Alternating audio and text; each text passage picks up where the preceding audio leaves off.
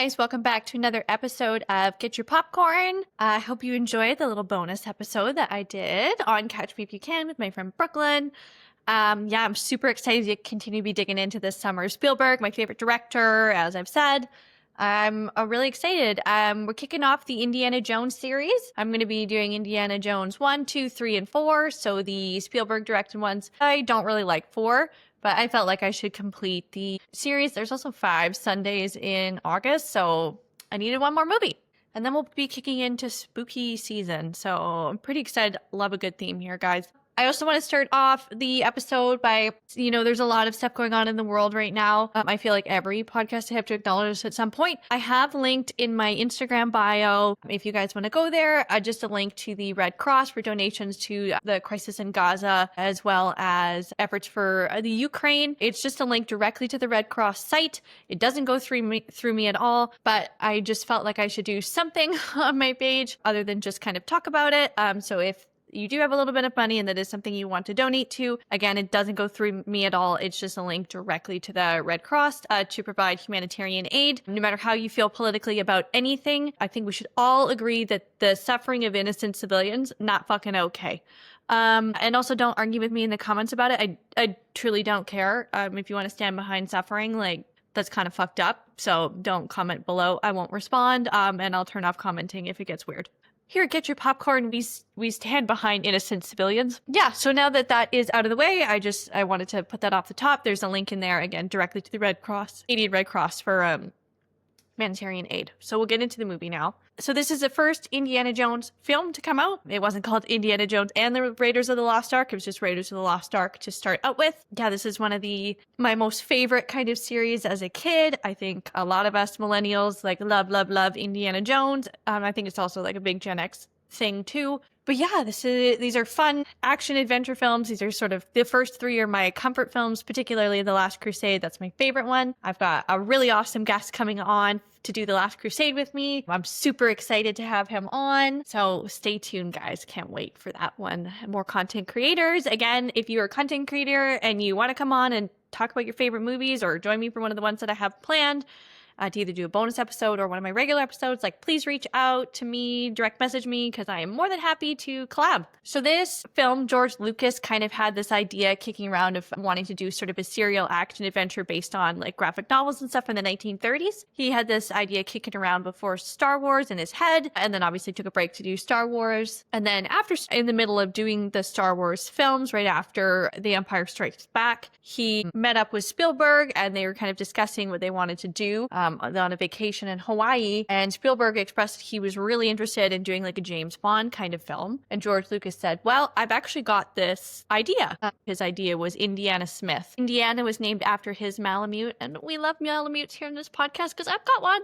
The best dogs ever. Spielberg didn't like Smith, so they went with Jones because it was just another popular last name. They then approached Lawrence Kasdan to write it, and the 3 of them sat down and worked together over a couple of days, and they had it all in sort of a plot outline and storyboards. And then Lawrence went out and wrote the script. He actually, fun fact, didn't like typing on a typewriter because of course computers not a thing for screenwriting this time, so wrote it all out on yellow legal pads. Lucas had a hard time finding funding for the original budget, which was $20 million, and because they had a lower budget for this kind of film, they decided to shoot it like a TV show. Spielberg wanted to do 3-4 takes for each camera setup, and it was shot like a TV show, just rapid succession. So we'll get into the cast. We've got Harrison Ford iconically as Indiana Jones, and I can't even imagine anybody else playing Indiana Jones. Considered by Lucas were Bill Murray, Nick Nolte, Steve Martin, Chevy Chase, Jeff Bridges, and Sam Elliott, and Jack Nicholson.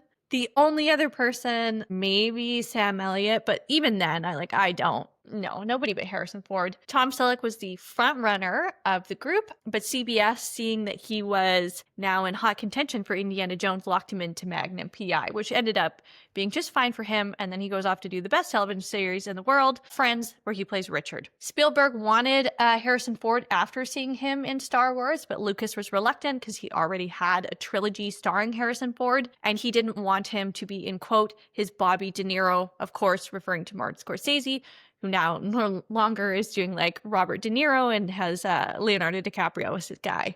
Which I think is fine when you have actor-directors that work really well together to have them in multiple films. Like Brad Pitt and Quentin Tarantino, both questionable dudes, but like their collaboration in the films is often really great. Also, Harrison Ford had expressed on this set to George Lucas of Star Wars that he wanted to get into more character work, more serious films, as if he didn't want to be like the sci-fi guy, which he kind of ended up being because of doing Blade Runner and stuff, but he's a really good actor, and I think his particular performances help elevate these, you know, what could just be kind of slightly more generic stuff to being so iconic because he's so compelling and so charismatic. Nobody else could be Indiana Jones. Nobody.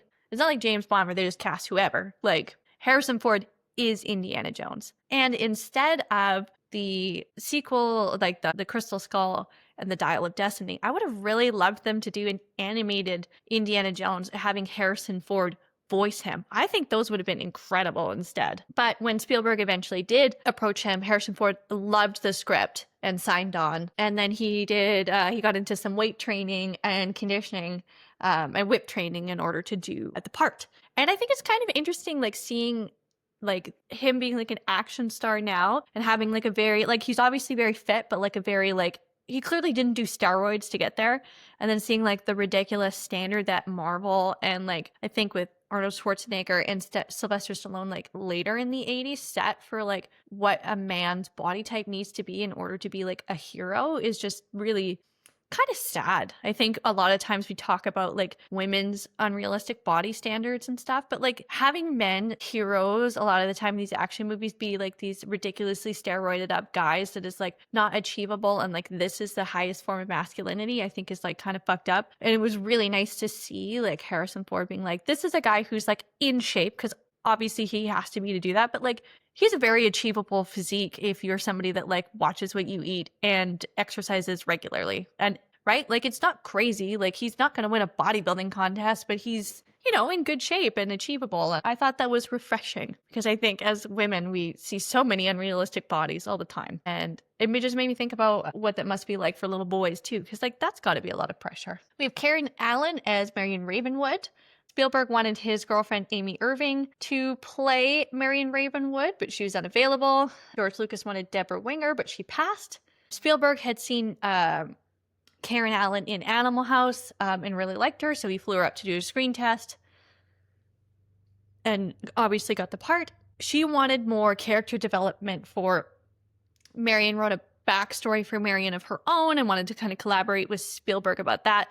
And Spielberg kind of said like, I'm actually like not interested, like this is the film that we're doing. Karen Allen expressed like later in life, although she like was grateful for the iconicness of the role and for the opportunity, wished that her character had had more to her. And unfortunately, I do think that's kind of some of the like downfall of like the Indiana Jones women, particularly Willie Scott, because holy shit does she suck that she's in the next one. That, you know, they don't have like the depth that we see with some of the other characters. I do think that we get a little bit more depth with Elsa, who's in The Last Crusade, obviously because she's got the Nazi backstory, spoiler alert. We've got Paul Freeman as Renee Bellick. He is our antagonist, one of them. He's sort of the rival archaeologist. We've got Ronald Lacey as Major Todd. He is a SS officer. We've got John Rhys Davies as Salah, who in the script was described as a small Egyptian man, which John Rhys Davies is neither. And then originally Danny DeVito was approached to do it, but he couldn't do it because of Taxi, also not Egyptian.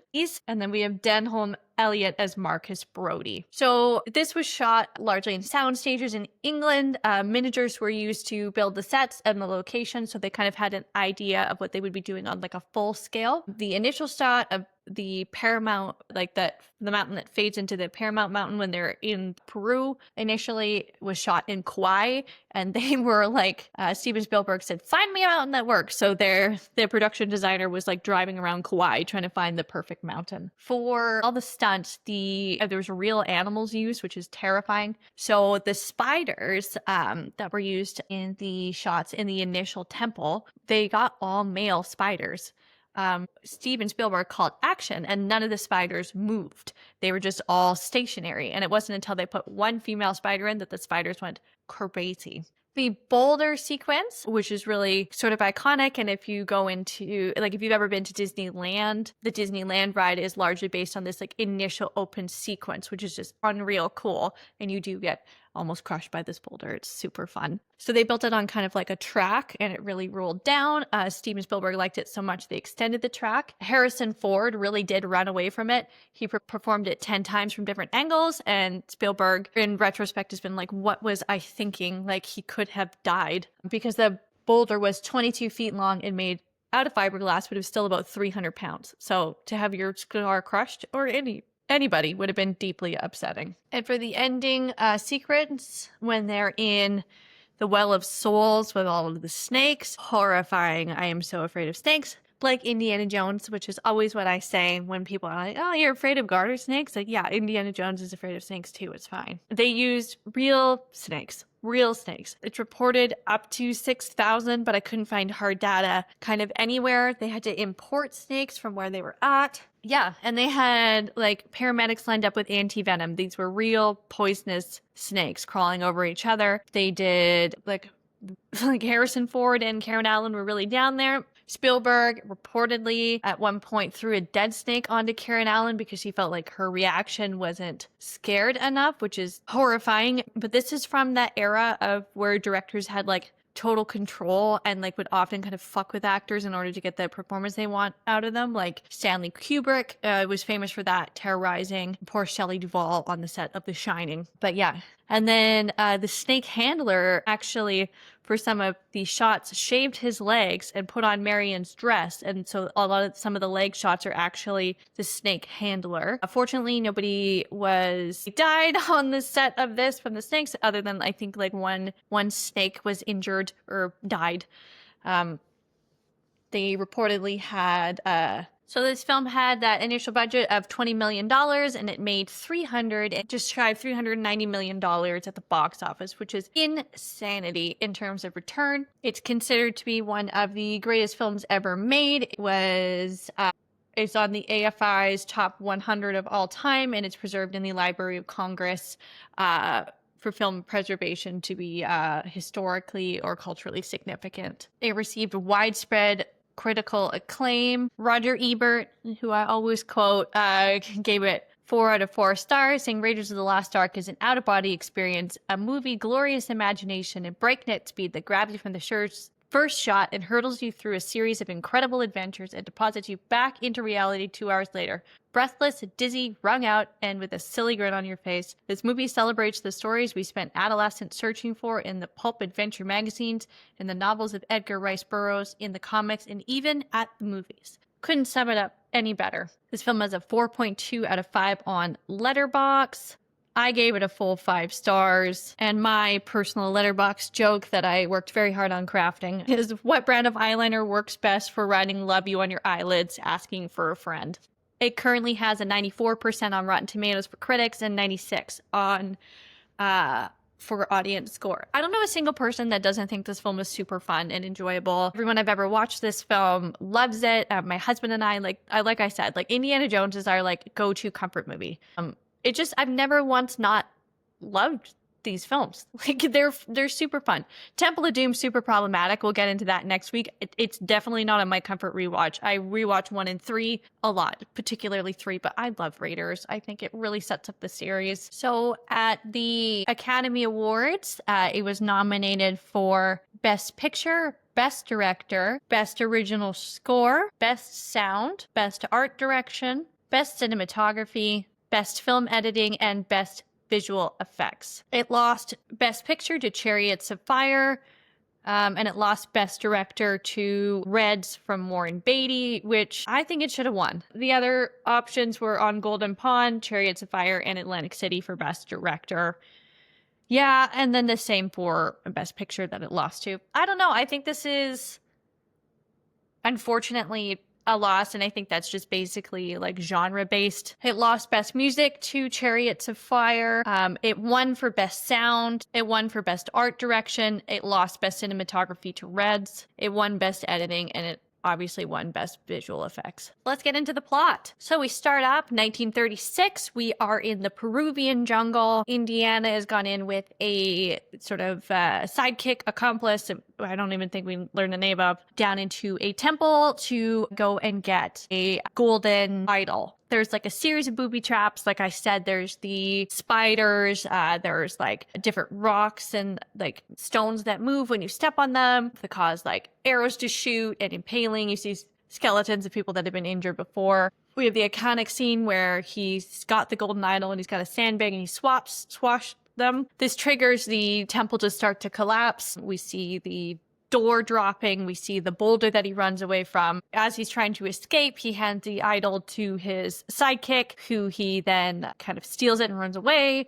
And then when Indiana Jones catches up with him, he's been impaled by one of the booby traps and is dead. So Indiana Jones runs out of the temple. He escapes, and then he finds his rival, Rene Bellick, who then takes the idol from him and then has the, I guess, the indigenous tribe of the area. This is, again, where this is like slightly problematic, this film, go after him. Indiana Jones runs away, waiting for a float plane that is there. He jumps in the cockpit, and there is a snake that is the pilot's pet snake, apparently. And we hear the iconic line, "I hate snakes." We then cut to Dr. Jones's, that's what he is, an archaeologist, teaches a professor. And we cut to his lecture class, and all the girls are like enamored, and one student has "love you" written on her eyelids. And initially in the script, Indiana Jones was supposed to be kind of more like a James Bond ladies' man, and there was like more suggestion that he was like sleeping with his students, so like gross. But they cut that out, and that was Spielberg that made the choice to be like, hey, let's downplay this a bit, problematic.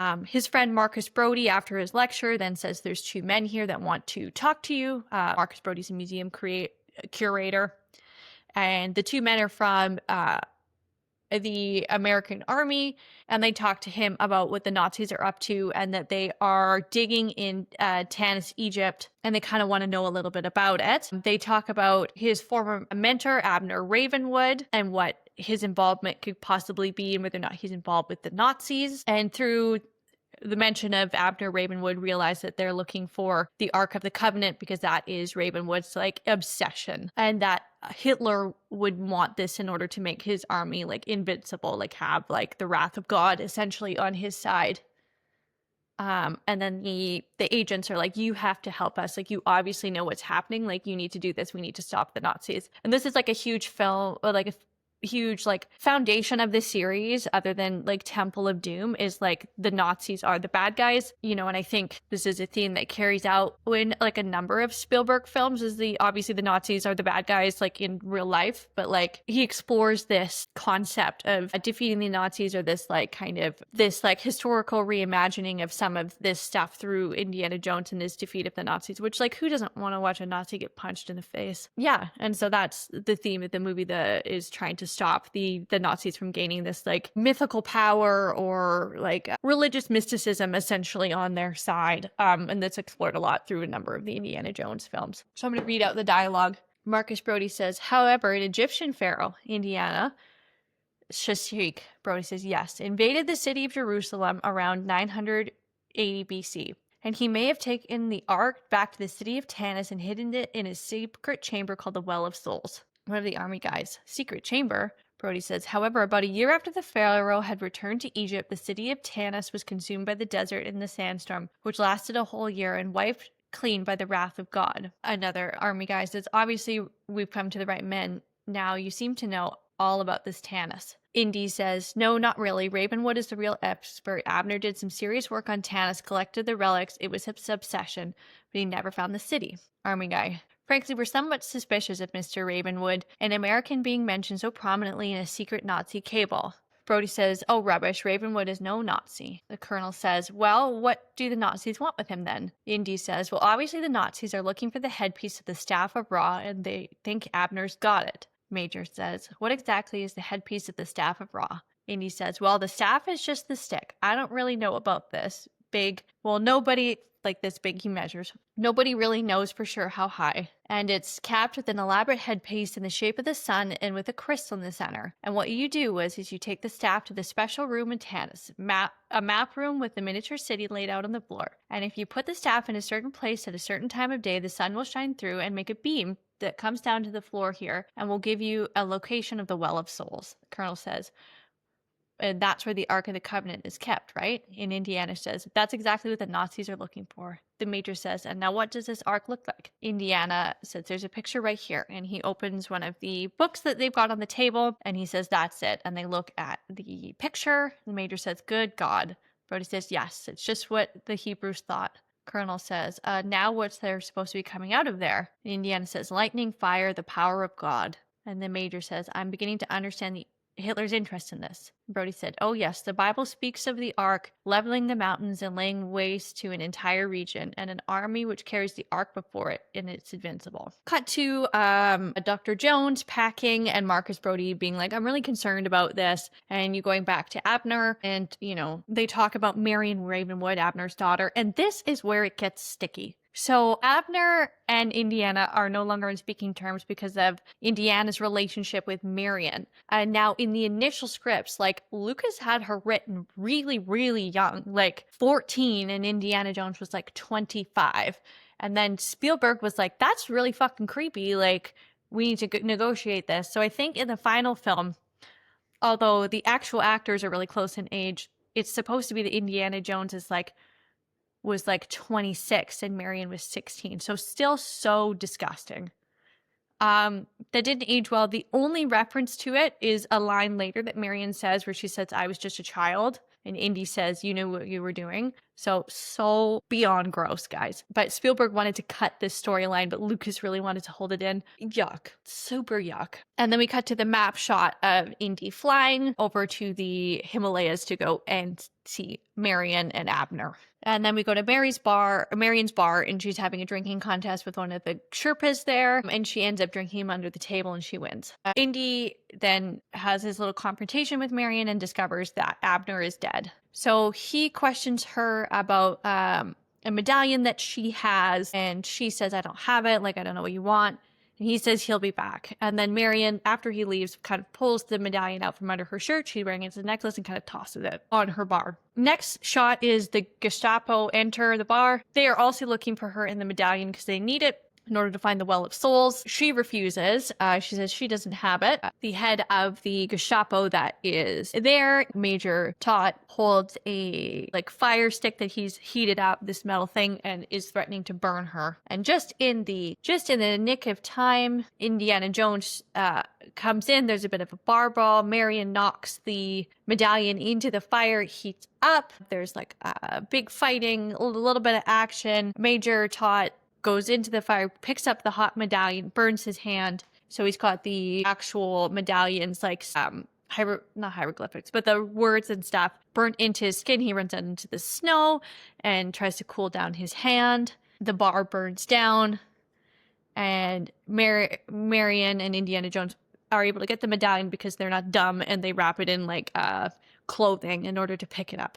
So they leave, the bar's burning down, and Marion says, well, Jones, at least you haven't forgotten how to show a lady a good time. Indiana says, boy, you're something. And Marion says, yeah, I'll tell you what, until I get my $5,000, you're gonna get more than you bargained for. I'm your goddamn partner. They then travel to Cairo, where they meet Salah, and he's talking with them, and he reveals that Belloc from earlier is helping the Nazis because they need an archaeologist to try and decode this the same way, and he's got essentially the same knowledge basis as Indiana Jones, and that they have been able to replicate the medallion based off the burning markings in Major Todt's hand. There's also this little monkey that befriends Marion and then runs away, and it's revealed that he's working with one of the Nazi sympathizers. And they actually get him to do a Heil Hitler sign, which apparently George Lucas directed, and it took 50 takes. Also, can you imagine trying to teach a monkey Heil Hitler? Like, does this monkey do this for the rest of its life? I don't know. We then see Nazi soldiers and sympathizers attack Dr. Jones, and then Marion is on the run through the market. She hides in this basket, but that damn monkey rats her out, and she's kidnapped. Indiana Jones sees this. We also have Marion yelling, "You can't do this to me, I'm an American," which is like, guys, like, that's like the most stereotypical, like, American thing to say. Like, I'm an American. Like, I don't know, guys. Like, I'm from a different country, and that's sort of like a negative stereotype that we would like project onto you guys. They didn't need to like add that in the movie. It's not a good look. They then throw her onto this truck in this basket, and the truck then explodes, and so Indy thinks that she has died. We then cut to this bar scene. The monkey is now following Indiana Jones, and then Belloc is there, and he meets with Indiana, and they have a conversation. I'll read it out. Belloc says, "Good afternoon, Dr. Jones," and Indiana says, "I ought to kill you right now." Belloc says, "Not a very private place for a murder." Indiana Jones says, "Well, these guys don't care if we kill each other. They're not going to interfere with business." Belloc says, it was not I who brought the girl into this business. Please sit down before you fall down. We can at least behave like civilized people. I see your taste in friends remains consistent. How odd it should end this way for us. After so many stimulating encounters, I almost regret it. Where shall I find a new adversary so close to my own level? And Indiana says, "Try a local sewer." Belloc says, "You and I are very much alike. Archaeology is our religion, and yet we have both fallen from the pure faith. Our methods have not differed as much as you pretend. I am a shadowy reflection of you. It would take only a nudge to make you like me, to push you out of the light." Indiana says, "Now you're getting nasty." And Belloc says, "You know it's true. How nice. Look at this." He holds out his pocket watch. "It's worthless. $10 from a vendor in the street. But I take it, I bury it in the sand for 1,000 years, and it becomes priceless, like the Ark. Men would kill for it, men like you and me." Indiana says, What about your boss, the Fuhrer?